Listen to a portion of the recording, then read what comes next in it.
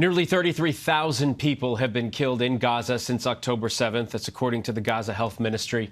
Many of those women and children, and more than 200 of those killed have been humanitarian aid workers. As we've reported, 7 more aid workers, this time from World Central Kitchen, were killed in Israeli missile strikes on Monday. Among those killed, Jacob Flickinger, a 33-year-old Canadian and American citizen who volunteered to distribute food in Gaza some 3 weeks ago. His death marks the first American killed by an Israeli airstrike in Gaza. Our next guest is his partner and the mother of their son, Sandy LeClerc. Sandy, right off the bat, words obviously will never be enough, but on behalf of all of us here at ABC News, we offer our profound condolences for your loss. What do you want? Of course.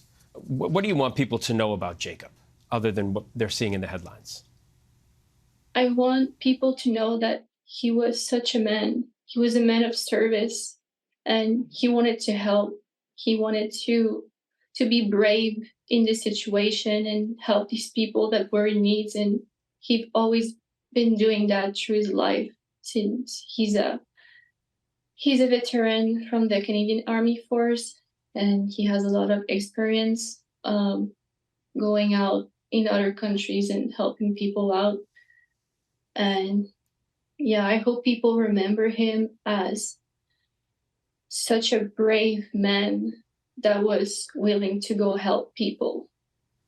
It seems like helping people was just a part of his fabric, a part of who he was. Oh yeah, it was deeply inside of him as a need to exist, of his existence. How did you find out about what happened in Gaza? So on the 1st of April, I felt stressed all day, and I didn't know why. And I told him the last day before the day that he was killed, I told him, please always say goodnight to me. And then I forgot that he didn't tell me goodnight this day. And then just a few moments later, I got a call from one of his coworkers saying to me that he was gone. And I am devastated by this news, because he was a part of me, and he's such a loving father to his son. And I don't know how I will explain that to him, that he is now gone. So this is a lot to process. I can't even imagine what that is to process. I'm wondering, have you gotten a call? Has either the U.S. or Canadian governments reached out to you at this point? Yes, we have been having a lot of help with the Canadian government, and we are still waiting on the U.S. government to send out their help. We are waiting for that. I'd like to know what you would want to say to world leaders right now, and I'm sure you have more important things on your mind, like taking care of your child and grieving. But the world is watching what's happening in Gaza and what has been going on for months now. Thousands of people killed after, October 7th, what happened on that day. What would you say to world leaders who are tasked with trying to have all of this end in some sort of peaceful resolution? I think that we need to bring more peace into this world. We need to find peace within ourselves and to spread that. I think that there's nothing great coming out of wars and these kinds of environment. You say he had already done his time in the military, and he had been to other countries for Canada, right? He was part of the Canadian military. Yes. And then he still chose to go and do this. You told us that is just a part of who he was. And you were talking about not knowing how you were going to explain this to your son. But obviously you'll tell your son that his dad was a hero and he was trying to help feed people, right? Of course.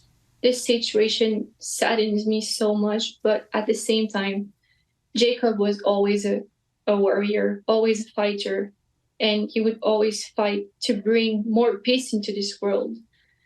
So that's what I will explain to him, and we will keep remembering every day of our life. And he will always be part of our family in the spirit, and we will always remember how brave he was. That's what I'm going to tell my kid. The leader of the World Central Kitchen, Jose Andres, says the aid workers were actually targeted. He's been on point about saying that over the last couple of days. President Biden says he was outraged, or reportedly outraged by the killing. Is outrage enough?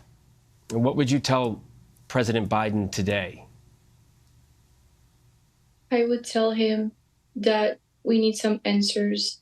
We need the truth of what happened, because the situation is so unclear. So please, Mr. Biden, give us the truth of what happened. That'll bring you some sense of peace? Oh yeah, I need to know deeply what happened so I can help Jacob in his transition to the other life. I need to be there with him spiritually, and I know he's around, and I feel him being with us right now and protecting us. And I need to process that for him. I need to know everything. Sandy LeClerc, thank you so much. Thank you for telling us about Jacob, sharing a little bit about this extraordinary person who was your partner and the father to your beautiful son. I really appreciate your time, and just again, our thoughts and our hearts are with you. Thanks so much, Sandy. Our best. Thank you. Just such an unimaginable loss. Our condolences to Jacob's entire family.